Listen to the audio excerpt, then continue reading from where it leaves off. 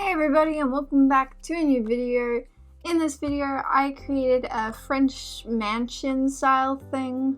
I got inspired by one of the shots from one of the early episodes of the Parisian Agency on Netflix, which had a similar sort of build. I'll put it up on the screen.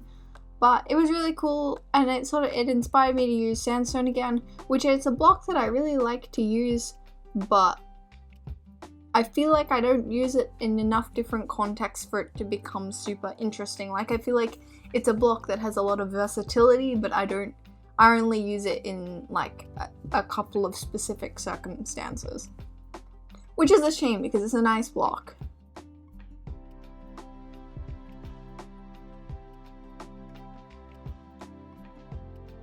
I also outlined the initial shapes in endstone bricks, which is like something I do when I'm like not sure if I want to use a block or not, and I decided that it was a bit too yellow and like cold of a color for my liking, so I replaced it with a warmer one, being birch stripped wood.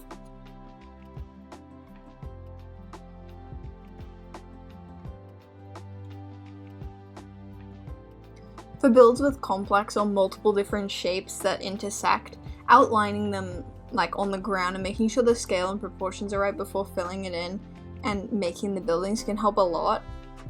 There were only a couple of shapes in this build, but they all intersected weirdly, and I wanted to make sure that each of the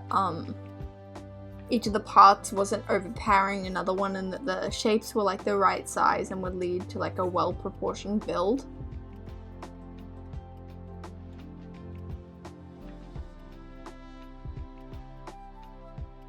I also added in a build on a 2-block diagonal, and I don't do a lot of diagonal builds. I've been trying to incorporate more diagonals into my builds because I really think that practice makes a lot of improvement, and when I want to build something with a lot of diagonals, I'll know how to do it, and I'll know how to do it like well because I've done it multiple times before. I also think that diagonal builds just add, if you can't do diagonal builds or don't want to do it, it sort of limits you in what you can create, because diagonal builds sit in a different way and obviously like in a different orientation, they face a different way, but it sits and creates like character to streets and whatnot because they are not just uniformly facing one way or a 90-degree angle to that way. They're angled weirdly, and it just adds character to have differently angled builds.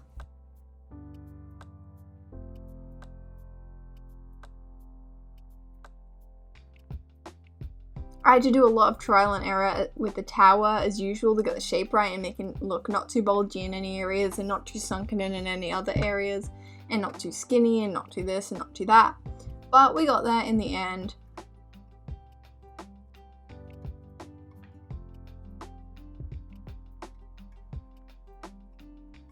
I use a lot of stairs, walls, and sometimes slabs to add a finer point of detail to like towers and like weird roofs and stuff, so that the shapes are more precise and more how I want them to be. And it sort of like slabs and walls are almost like the smallest blocks that you can get in Minecraft, the smallest points of detail, so I like to use them where I can for smaller builds.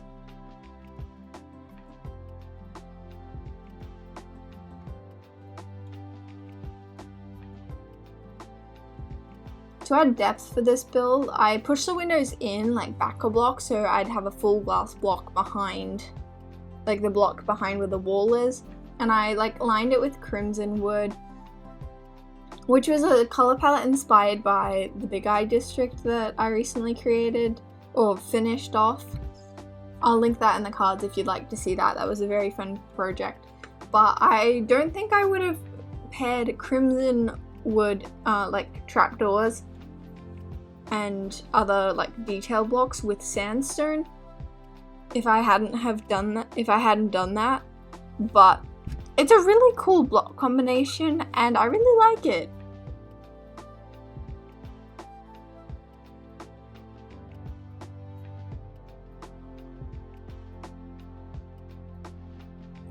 Because this is like an old build, I tried to make it look older with all the details, so I added normal sandstone as well as smooth sandstone, which makes it look like cracked and like dried up, like it's dried up and sort of cracked over time.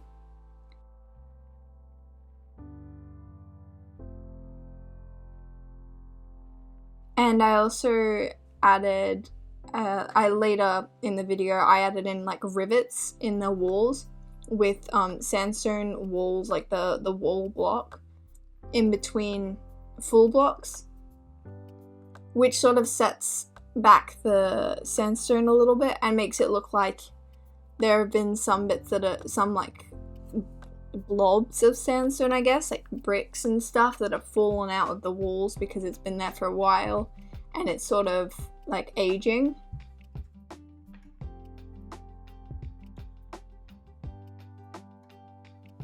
And I also added tilted doors, so you'll see when I added the doors into the walls, one of them was in the block in front and one of them was in the block behind. And because you can do that, it just sort of creates a little bit of wonkiness to the build, which is really cool, and it just makes it look like the door's sort of fallen off its hinges, which is a nice touch.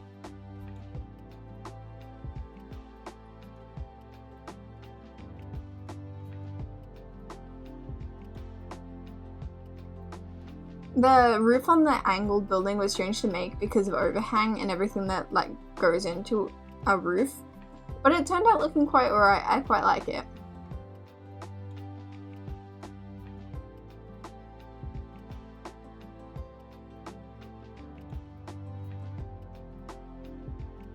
I also thought that tying the granite into the crimson with the two different pinks sort of made it didn't clash because they're quite different colors, but it sort of linked the two buildings together and linked all the colors together because you had like the warm pink colors and you had the sandstones and then you had the grays.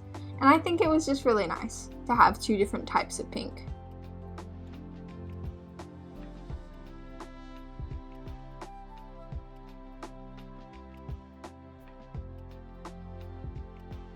The roof of the bigger buildings like wasn't a shape that I've really done before because it goes in and then up a block and then in and then it goes all the way around. Like there's no bit where it like overhangs and like has like an A-frame.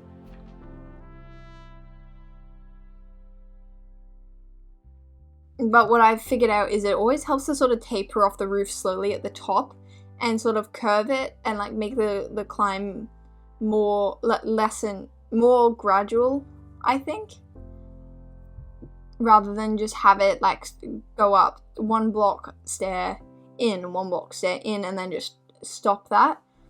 So I added one layer of just stairs with no block under it to make the ending look less harsh, just because otherwise it just looks like it stops and the roof could just keep going.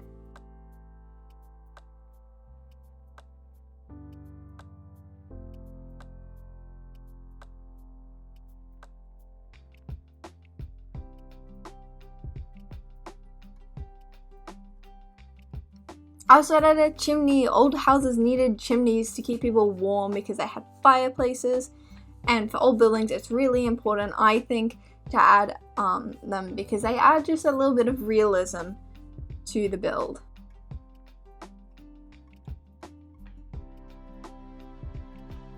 And it also adds like implied life, like if there's a chimney there then someone must live there because it's like they need it to be warm, especially if you add smoke. I didn't add smoke here, but if you add smoke, it just adds so much more life.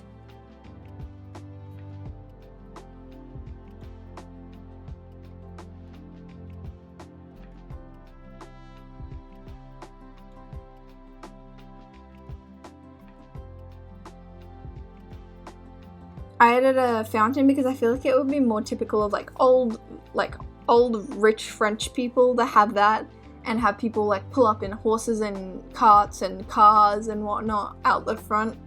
Just like a grand entrance. I feel like I would have added like some big gates, but I didn't want to make like a wall all the way around the build, so I didn't do that. But I feel like that's what would be like at the front of the driveway, a big gate.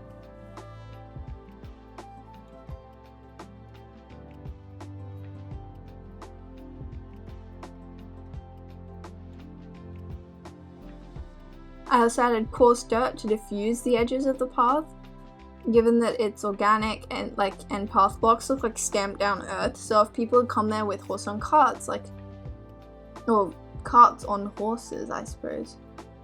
If people had come there with horse and carts, or like cars, then the earth would be like stamped down, but it wouldn't be like a clear-cut road, because there would be bits where some people stamped and other people didn't because it wasn't the middle of the road. So I feel like diffusing the edges and sort of blending it with the rest of the grass was an important touch.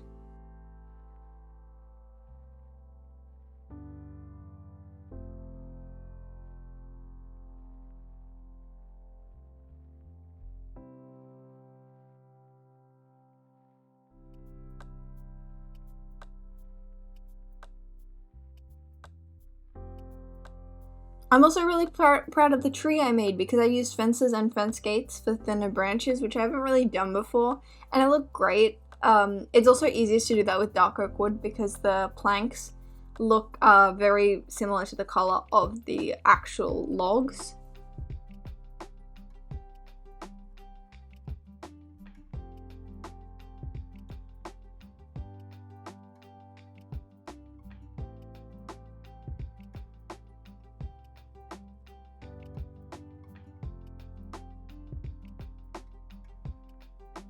And final touches, I added flowers because they are my favorite way at the moment of just adding some greenery to the ground without adding like bushes or anything crazy.